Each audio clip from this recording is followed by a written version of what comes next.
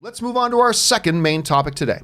And our second main topic today gets submitted to us by Luis Santos, who writes, "Hey John, longtime fan of the show as well as Star Wars.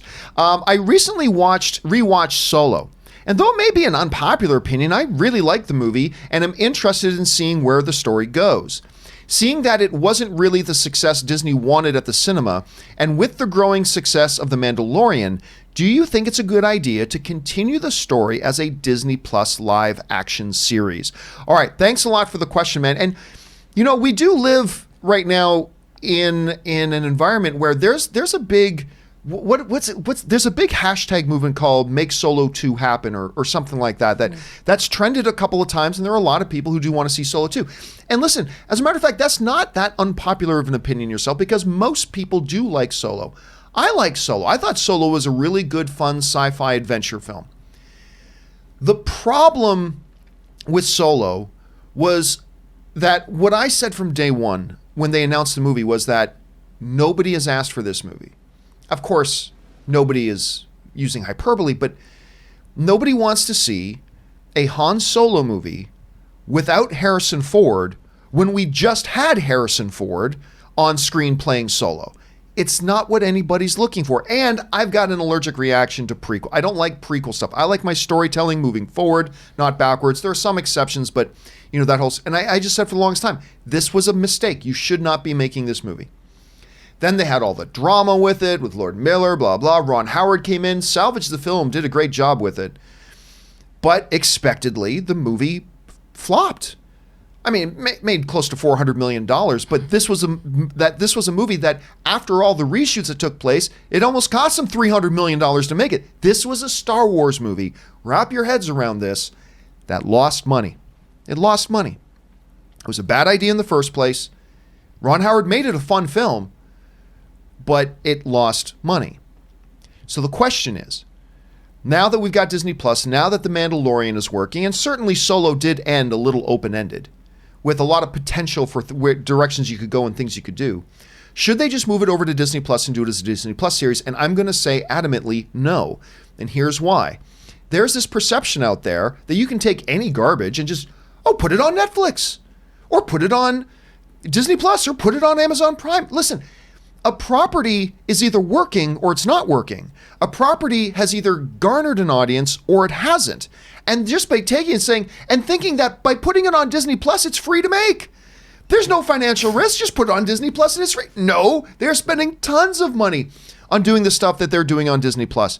And as much as I really did enjoy it, I thought Alden Ehrenreich did a great job playing Solo. I really do. Mm-hmm. I love Childish Gambino playing Lando. That was great. Wasn't big on Emilia Clarke's performance in it, but they did some interesting things with the character. I loved Woody Harrelson in it. It was a good, fun space adventure movie, but it was still a bad idea, and it lost the money. And because of that, no, I actually do not think they should or will. And anything is possible. We live in a world where anything's possible, but I don't believe they should or will move this thing to a Disney Plus and continue on the story, despite the fact that there's some of us that quite enjoyed it. I just think it would be a bad move. Anyway, Aaron, you're seeing this. We're living in the beginnings of a new entertainment world with the dominance and, well, the emerging dominance of the streaming service, Disney Plus. Do you think there could be a home for future stories of Solo on a streaming service like Disney Plus? Well, first of all, I want to say, who doesn't love Woody Harrelson in everything he does? He's great. He's pretty great. But no, I agree with you. I don't think that that's a viable option. If something is not able to make the studio money in the theaters, which is where all of the Star Wars, which is where the franchise has been living, if it wasn't able to make money there, the studio is not going to take that big of a risk and put it on Disney Plus, because as you said, it still costs money. It's not like you put it on a streaming network and then all of a sudden it's just like, yeah, let's just turn out a TV show. I mean, TV shows these days, especially if you're looking at The Mandalorian, these shows cost a lot of money to make. And with all the other potential stories that they have in their brain vaults, I like that. Brain vaults, they're just not going to put up the capital to regurgitate something that didn't work the first time. It just doesn't make financial sense. Chris, you hearing about this? What do you think? I think it could do. I think they could make it happen. Hear me out. Okay.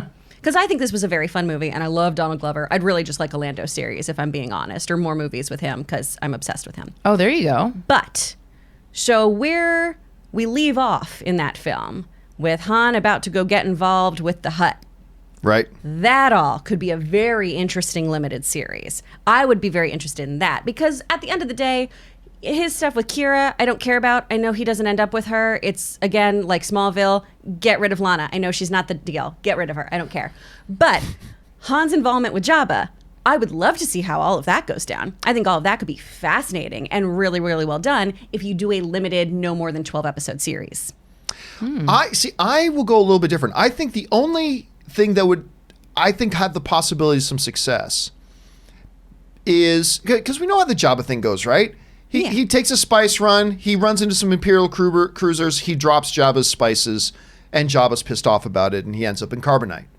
But the one thing that I think they could do, because the other ending of that movie is the revelation that Qi'ra is working with Darth Maul. Yeah.